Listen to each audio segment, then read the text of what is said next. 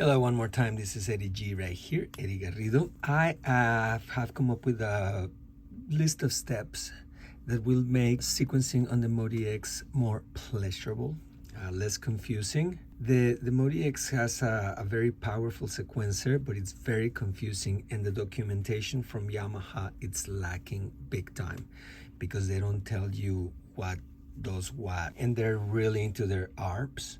And anyway, so I came up with this one. I'm sure somebody else has come up with it too, but this is my 2 cents on it. So let's start. We have a combination, no matter where you're at. We're gonna initialize. We're gonna press category. That's over there.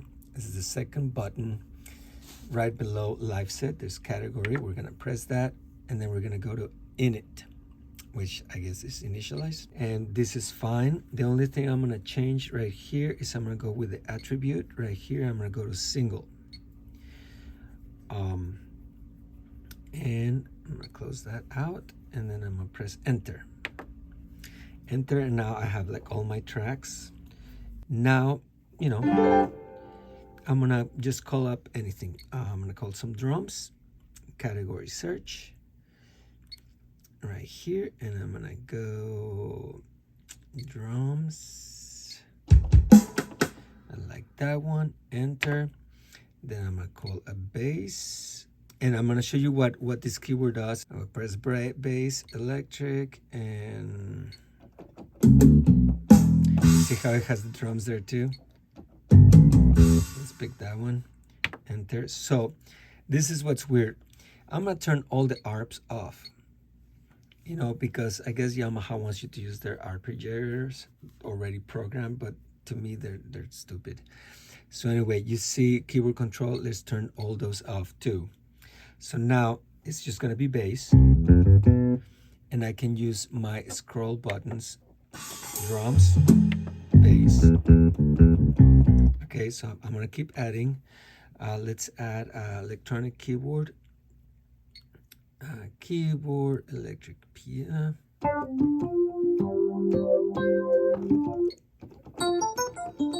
That one's fine for the purpose of this situation. Enter. You see it's ARP on. Let's turn that off, turn that off. And now let's add some kind of pad. That'll be fine. Nice. And a guitar, electric clean. Let's pick this jazz pick. Enter. Now you see they're gonna sound together. Very annoying. Turn the ARPs off. Boom. All right, so far so good. Now I have my combination there. So what I gotta do, what I'm gonna do right now, and this is optional if you want or not. I'm gonna press store, which is over there, is the 4th button from top to bottom on the first row. 1, 2, 3, 4, right there. Store, and I'm gonna save this as a new performance, store as new performance, but I'm gonna name it template. Template per sequence. Done. So now this is a very important step. I put a K instead of a template for sequence. This is a very, very, very important step, okay? So the reason to make a template is that if you already wanna start right away, you can just call up this combination and it'll be already done for you rather than you having to build it again. And you can save it as you go. So right now we saved it. And now I renamed, I'm gonna rename this template, okay? This is my template, and I bring it up, and now I'm gonna store again, important step, and instead of overwrite, I'm gonna go store new performance, and now I'm gonna name it whatever, song for vid, okay? Done. And now I'm in song for vid. Same template, same thing. I can still scroll. All right, so now I'm gonna press the record button to go to the pattern sequencer. And as you see, over here I have new pattern 35. For you, it will be different. And then it's song for beat for the performance name, right? But you see this little chain right here? It's unhooked, it's unlinked.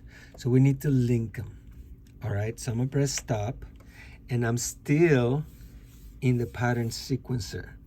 All right, and over here it says store pattern and performance settings. So I'm gonna click on this, and you see how it linked them?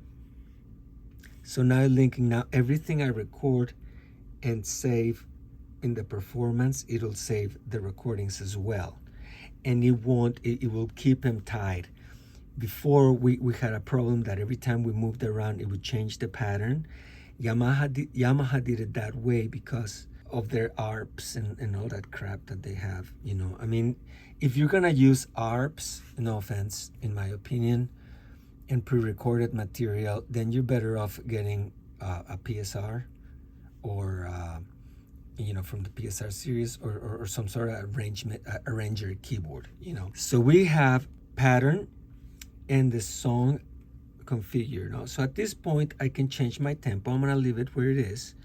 I assign my time signature. I'm gonna leave it where it is. And I got my position. I'm gonna change the length for this pattern to 2 bars. And let's record something. I'm gonna quantize. I'm gonna see, check all your settings that you want to change. Let's close that out and let's press. I'm gonna get a 1 measure countdown.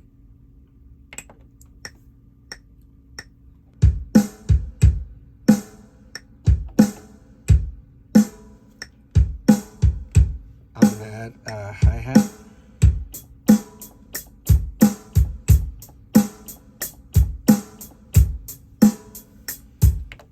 Beautiful. So now over here, I'm gonna use my, see my cursor is over here, but I can bring it down to the, see how I did that with the cursor? I can bring it down to the sound. I'm gonna go to the bass. Let's come up with a bass line. Let's see. Yeah, that'll be fine.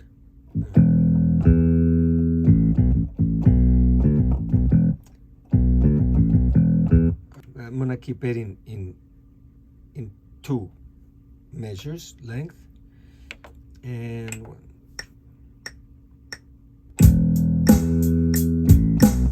I screwed up. Go back, record. I have the replace here, or I can go to overdub. So I'm gonna keep it in replace.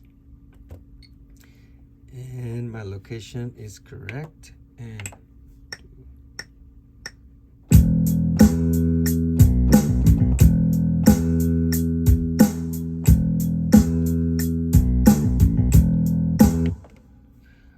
so now my cursor, bring it down again. And I'm bringing it down because if I click here, it's gonna open this. So I'm gonna have to click again for, you know, for it to go. So it's better just to use the cursors.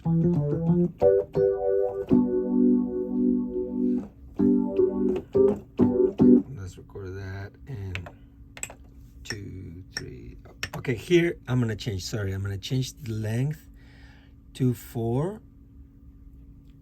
and this is what's powerful too, because it's like doing loops, and they can be different lengths. So, and 1, 2, 3, 4.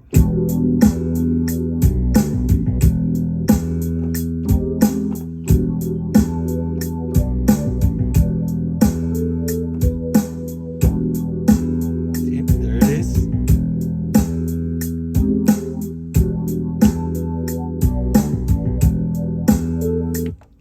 And then I see it opened this thing. It gets on my nerves.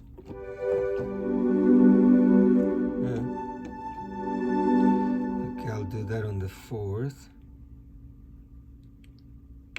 1.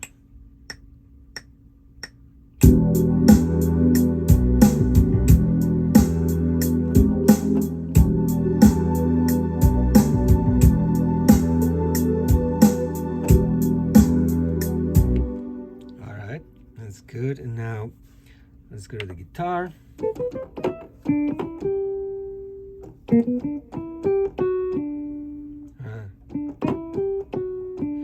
And I'm gonna do this for 16 so I can solo a little bit. So I'll go for 16.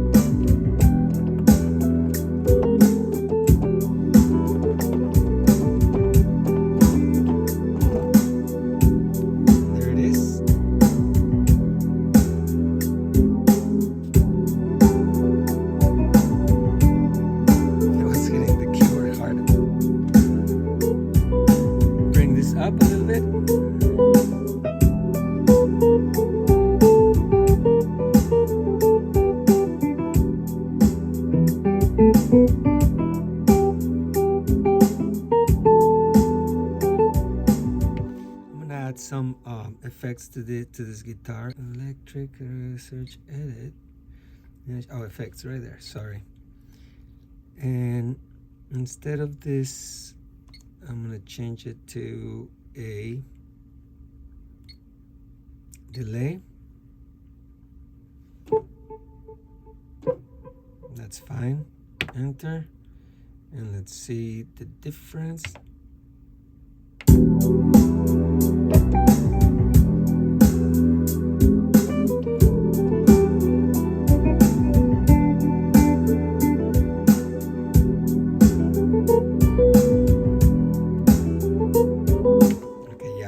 Okay, so now at this point, I should save my thing. So I'm gonna go store, override current performance, sure. Let's override the current performance. So you just keep building, okay? So now let's assume that all of a sudden I say, oh my God, I wanna add some horns to this, right? So then I go horns, add the track, and brass, and let's see,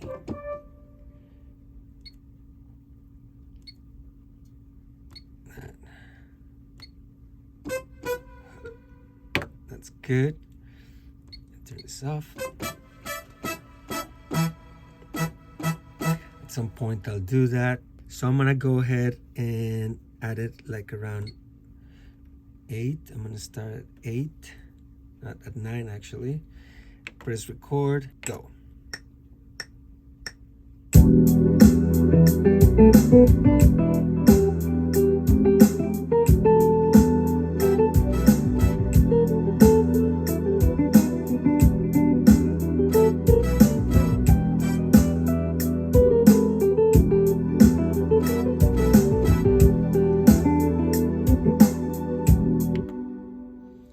All right, so let's start it.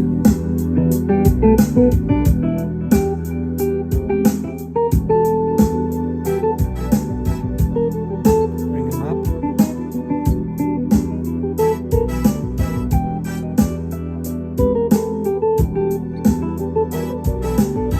Let's give some reverb.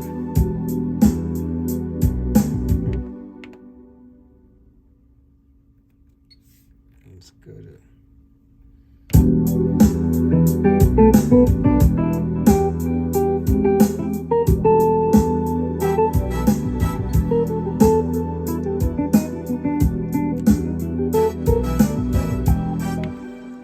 so nice. Okay, so now I added this thing, so I must save it. Store, override current performance, yes.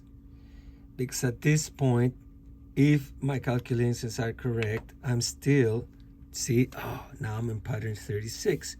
So I gotta go back to pattern 35, and it should have my stuff. Because since I left, when I come back, it thinks it's a new pattern. It's doing that for me to be nice because of what they do with the ARPs and everything, but it's not nice. So I gotta make sure that it recorded what I wanted. So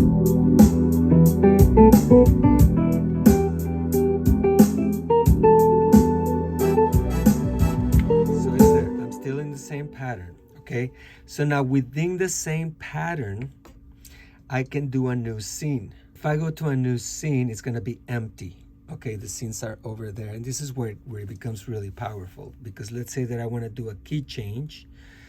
Let me go to the piano. So I'm like, let's say we wanna go to A minor. So I'm gonna go to the scene 2, but it's empty. If I press play, there's nothing there, okay? So what, and see, I said scene 2 right there. So what I can do right here is I can go edit job, and I'll go track, and I'm gonna say copy track 1 to scene 2, copy track 1, scene 1, into track 1, scene 2, copy track, boom. So there's my drums. Now my drums are copied into track 2. So now I just gotta record the exit, and I'm still in pattern 35. Now I gotta just switch to bass. 3, 4.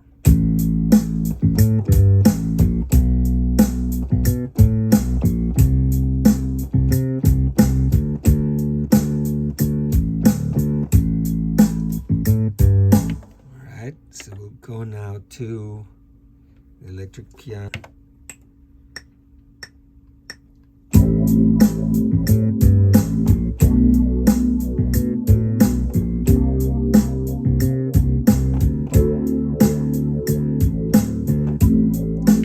All right, so now we have that going on. Let's do the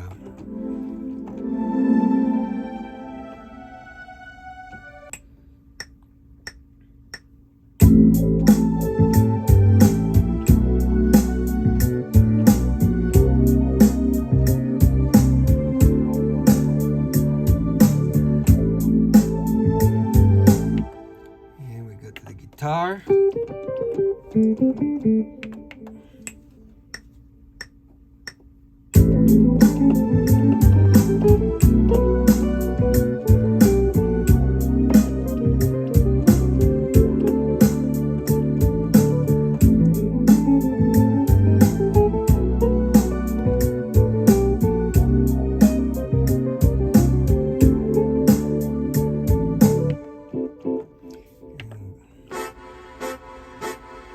Horns at the end.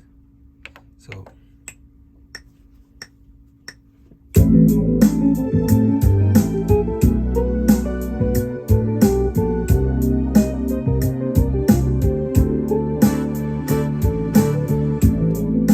all right, so now we got to save that, store, override current performance, yes, store, so I don't lose my work.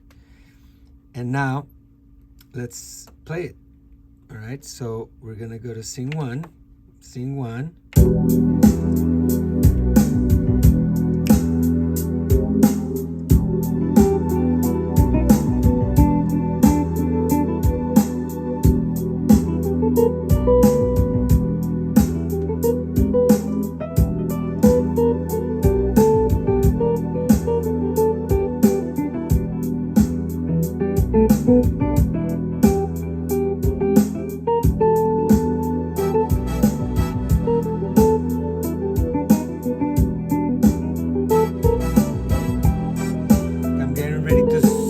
Scene 2. Here.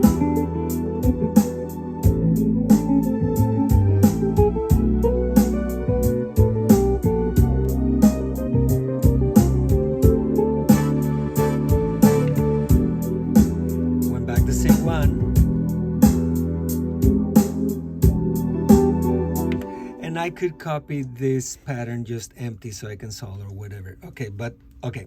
So now we have an easy way to navigate our patches. And so far we haven't lost anything, okay? So now we gotta keep saving our progress. So I don't wanna lose anything else again. So I'm gonna just resave it again, store. And be careful about one thing, okay? That whatever your stuff is in, whatever sound you have picked here, that's gonna be what's gonna come up when you reload it. So I'm gonna go store, override current performance, yes. All right, so now we're like, okay, we have all these patterns and live is cool and everything, but how do we link it as a song, right? So there's no song anywhere here that says, oh my God, whatever. So you have to go to MIDI, right? So you would sing, okay. And then there's like a song mode here and you're like, but what, right? It's super confusing. So let's go back to pattern. And what you gotta do is you gotta press edit job. And then within this menu, there's this thing that says no track, song, user hard, play effects, chain, okay? So you're gonna go chain. And now here you can say scene 1 from measure 1, from measure 1, scene 1, and then from measure 17, start playing scene 2, okay? And then you go to convert to song. All right, so let's just say that that's our whole song. You can keep building. So we go convert to song, and then song 13, no data. All right, so let's see if we can name it. I guess we can't name it. So, okay, convert, and it's completed. So now you're like, what's up? So I'm hearing, see, confusing. So you just gotta exit out of there and go to MIDI over here. And once you're in MIDI, now we have our song here. See, so let's see if that's true.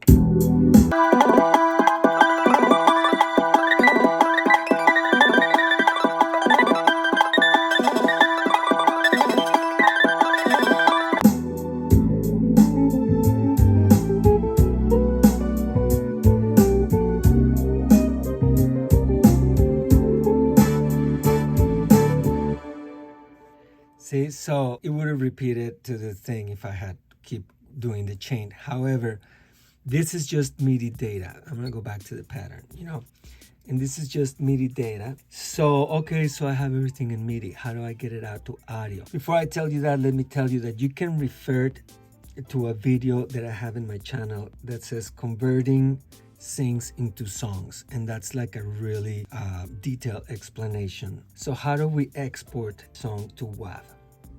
All right, so I apologize. I assumed that it would export the file as a WAV file, but the way that the audio recorder works is like it'll record whatever you're playing at the time. The controls of record, stop, play, and locate are shared by the sequencer, the pattern sequencer, and the audio recorder. You cannot record from the sequencer something that you already recorded. So that's a big drawback on the MODX. But anyway, it's still a pretty powerful sequencer. It does not export to WAV. You think they should make some sort of a job that says export song to WAV or export pattern to WAV. WAV file, that's what I mean. And but it does not have that feature. I cannot find it. I went in blogs and everything. Everybody's looking for it. I hope Yamaha is listening. I mean, I could just say just plug into your computer, into your iPad, into a recorder or whatever, and just play the whole song and export it that way through the USB audio out. I hope this helps somebody, and I'm gonna try to make a PDF file of the steps, which pretty much are what I said, on this video. So I hope it helped somebody. Thank you very much for watching. Peace. Please subscribe and visit eddie-g.com. Thanks.